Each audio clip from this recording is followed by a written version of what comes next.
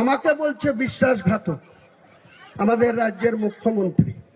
ওনার মনে ছিল না 2024 সালের লোকসভায় দুটো সিটের ভোট ছিল 7ই মে 2024, মুর্শিদাবাদ আর জঙ্গিপুর। আর বহরমপুর সিটের ভোট ছিল 13ই মে। 1 মে মমতা ব্যানার্জি মালদা না উত্তর দিনাজপুর কোথা থেকে প্রচার করে হেলিকপ্টারে বড়ুয়াতে নেমেছিলেন। তখন আনুমানিক 4টে বাজে বড়ুয়া একটা মাঠে। আমি সেখানে ছিলাম। এই রবিউল আলম চৌধুরী কিন্তু সেই ডায়াসে ছিল না। জেলার সাংগঠনিক সভাপতি অপূর্ব সরকার ডেভিড ছিল, আরো অনেক নেতা ছিল। কাউকে কিছু না বলে মমতা বন্দ্যোপাধ্যায় আপনি আমাকে আলাদা করে ডেকে সেদিন কি বলেছিলেন, হুমায়ুন আমি ইউসুফ পাঠানের বাবা মাকে ডেকে কথা দিয়ে তাকে বহরমপুর লোকসভার প্রার্থী করেছি। আর তাহের তো অসুস্থ ছিল, তাকে প্রার্থী করার ইচ্ছা ছিল না। তারপরেও ববির কথায় তাহেরকেও আবার পুনরায় প্রার্থী করেছি। তাহলে ভালো করেছেন, তা আমাকে শোনানোর কি আছে? তাহলে না না, আমার যে আইপি রিপোর্ট আছে তাতে আজকের দিনে তাহেরও 30 থেকে 35 হাজার ভোটে পিছিয়ে আছে, হারছে। আর ইউসুফ তো প্রায় 80 থেকে 1 লাখ ভোটে পিছিয়ে আছে, অধীরই আবার জিতছে। তো আমার তো ইউসুফ পাঠানের বাবা মায়ের কাছে আমার সম্মান থাকবে না। তাহলে আমি কি করতে পারি? না, তুমি পারবে, তোমার কথা মুর্শিদাবাদের মানুষ শুনে তোমাকে যেভাবেই হোক ইউসুফ পাঠানকে আর আবু তাহের খানের সিটটাকে জিতাতে হবে। সেদিন মনে ছিল না, আজকে আপনি আমাকে বলছেন গদ্দার। সেদিন হুমায়ুন কবিরকে, ডেভিডকে বাদ দিয়ে অন্য কাউকে ধর্তব্যের মধ্যে না রেখে হুমায়ুন কবিরকে দিয়ে বললেন যা করতে হয় করো, আমার কিন্তু ইউসুফকে জিতাতে হবে, অধীরকে হারাতে হবে। আপনার কথা শুনে ওখানে 5টা আগেই আপনি হেলিকপ্টারে চাপলেন।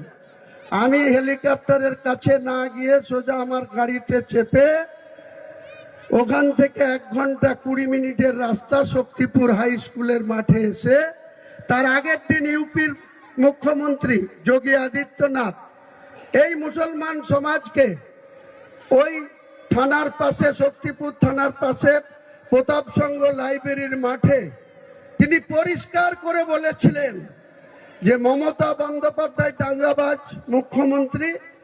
আর আমাকে উদ্দেশ্য করে বলেছিলেন এটা যদি ইউপি হতো এখানকার দাঙ্গাবাজ এমএলএ কে আমি উল্টো করে টাঙিয়ে সিধা করতাম, 7 জনক দাঙ্গা করা ভুলে যেত। আপনি ইউপির মুখ্যমন্ত্রী মুর্শিদাবাদের মতো জায়গায় দাঁড়িয়ে 70% মুসলমানের জায়গায় দাঁড়িয়ে মুসলমানদেরকে আপনি উল্টো করে টাঙাবো বলবেন। আর পরের দিন যখন আমি বলেছিলাম ওই মমতা বন্দ্যোপাধ্যায়ের কথা মতো যে এখানে 30% আপনারা আছেন আর আমরা 70 আছি, আপনি যদি বেশি পাঙ্গা নেন, আমাকে যদি উল্টো করে টাঙাতে যান, আমি ইচ্ছা করলে 2 ঘন্টার মধ্যে আপনাদের ভাগীরথীতে ঝাঁপ দেওয়া করাতে পারি।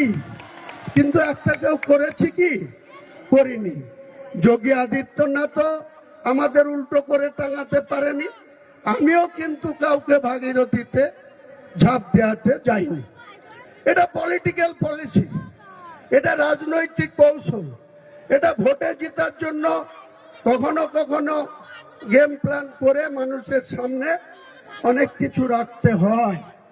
আজকে আপনি কাজের সময় কাজী, কাজ ফুরালে পাজি। আজ হুমায়ুন কবির গদ্দার। কি গদ্দারি করেছি আপনার সঙ্গে? প্রকাশ্য আনুন। হিম্মত থাকলে আপনি 1 to 1 মিডিয়ার মাধ্যমে বসুন, আপনি আমাকে প্রশ্ন করবেন, আমি উত্তর দেব। আর আমি আপনাকে প্রশ্ন করব, আপনি উত্তর দেবেন। বাংলার মানুষের কাছে আপনি মুখ্যমন্ত্রী হয়ে বসে আছেন। আজকে ওয়াকফ নিয়ে কে বলেছিল যে ওয়াকফ আইন মানব না, ওয়াকফ নিয়ে কোনো আন্দোলন করার দরকার নেই? আমি মমতা ব্যানার্জি থাকতে কেন্দ্রের ওয়াকফ আইন আমি মানছি না, মানব না। কে মেনেছে? আপনার মাইনরিটি দপ্তরের প্রিন্সিপাল সেক্রেটারি পিবি সেলিম, তিনি একজন ভালো অফিসার, মুসলিম অফিসার, আইএস অফিসার, তাকে দিয়ে আপনি বাধ্য করালেন, সেটা মেনে নিলেন। যখন 27 অক্টোবর 2025 ইলেকশন কমিশন 12টা রাজ্যের এসআইআর এর কথা ঘোষণা করলো, সেদিন আপনি বলেছিলেন এসআইআর করতে দেব না, এসআইআর বাংলায় হবে না।